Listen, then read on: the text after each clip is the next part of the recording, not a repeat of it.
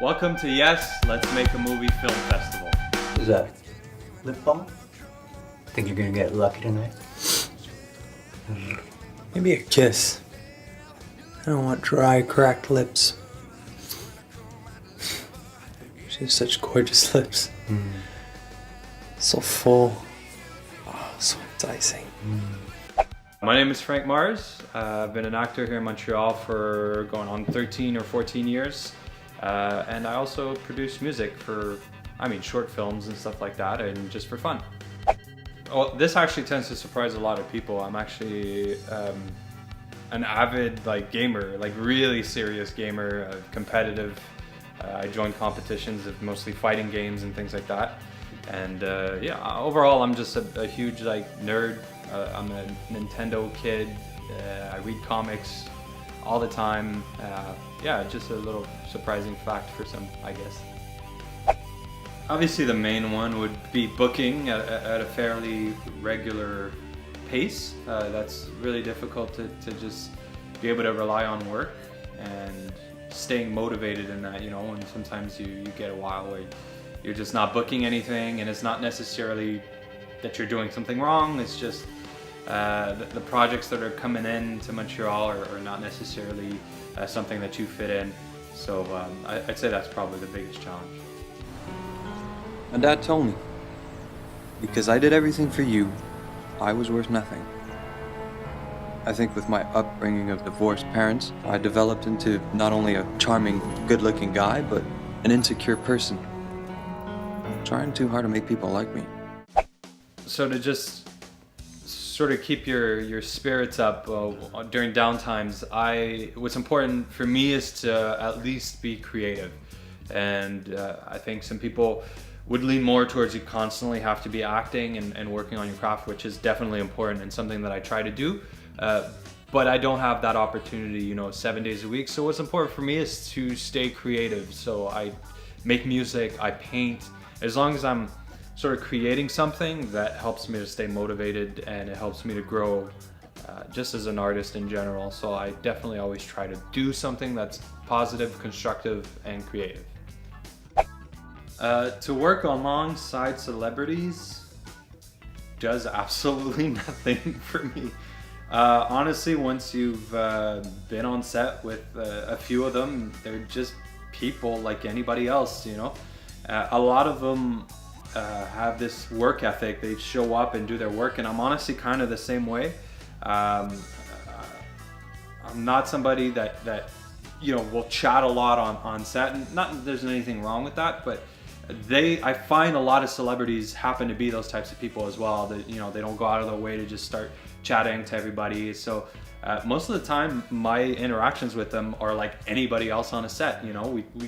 It's fairly limited, and we're all just professionals showing up to get a job done, and we all enjoy it in a way that's, I guess, more reserved. I'm just more of a reserved person in general. So to me, they're just like anybody else.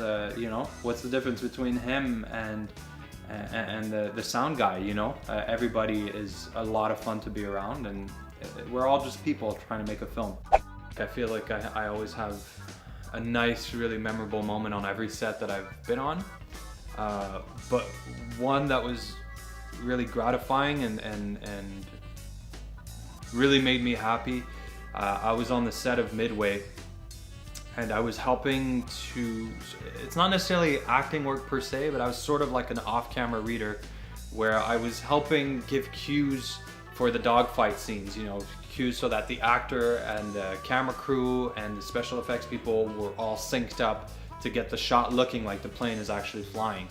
And so I got brought in sort of midway through. I know they had other people doing this before, and the producer, who was super nice, I felt like he was maybe a little bit nervous, because you're hiring somebody new for a job. You're not sure what to expect from them, if it's going to go over well. So it was really gratifying to sort of see from the stress levels, be like, is this going to work out or not, to after a few days of doing this, to see them sort of really ease back and be comfortable with me being there and having me and trusting me with that job. you know, going from that shift was a really memorable moment because I was stressed out too. Obviously, I really wanted to do a good job and not mess this up. So it was really a memorable moment when I really felt that they're like, okay, we can trust him, he can do this, and the rest of the week went by great, and it was a wonderful experience.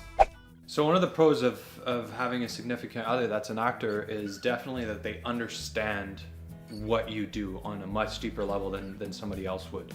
So like now she really understands the type of effort and motivation and work that needs to go into trying to make this dream a reality of finding some sort of success in this business. And so it's really been great for us as a couple, as partners in life, to support one another because we really understand what goes into this. And it's been a really rewarding experience seeing her get involved in this business and her starting to grow as an actor as well. Cons,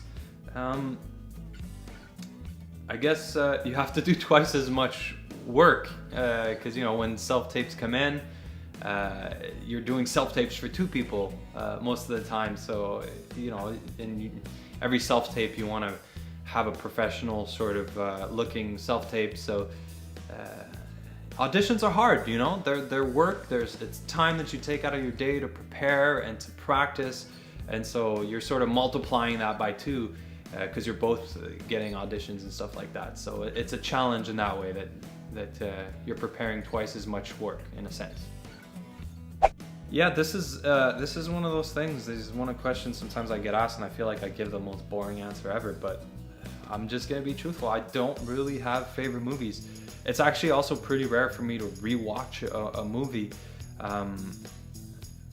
You know, there's movies that just impact me in a way, and I almost feel like sometimes it's a struggle to remember entire movies that have sort of created that experience for me. You know, it changes every single year. It's like memories, you know, as you go on in life, a memory will pop back up out of nowhere that you forgot. And I don't know, movies are, I guess, that kind of experience for me. I don't have a specific favorite film. I have films that I really enjoyed, but I can't name a film that I'm like, oh yeah, I've seen that movie 20 times, because I don't think there is one.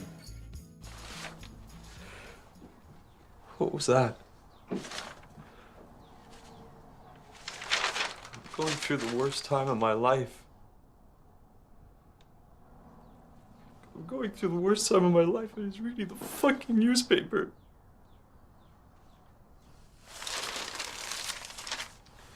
He's mad. Your brother loves you. He's helped you get away from her, and you go right back to her. I tried leaving her. Okay, she just keeps sucking me back to her place. Favorite directors obviously is going to be a little bit similar to what I answered regarding favorite movies. I always try to go into a movie. I don't necessarily go and see, okay, who directed this or who's acting in this. I try to just see a short synopsis of the movie, and if that's sort of the experience that I'd want to go in to see. And you know, it's expensive to see a movie nowadays. You know, you're looking at least $20-25 just to get into a seat in the cinema. So, and also it's time in your life. You know, now movies are 2 hours long, so it's tough to make a selection nowadays, I find. But you know, directors like Christopher Nolan, I've enjoyed his work a lot.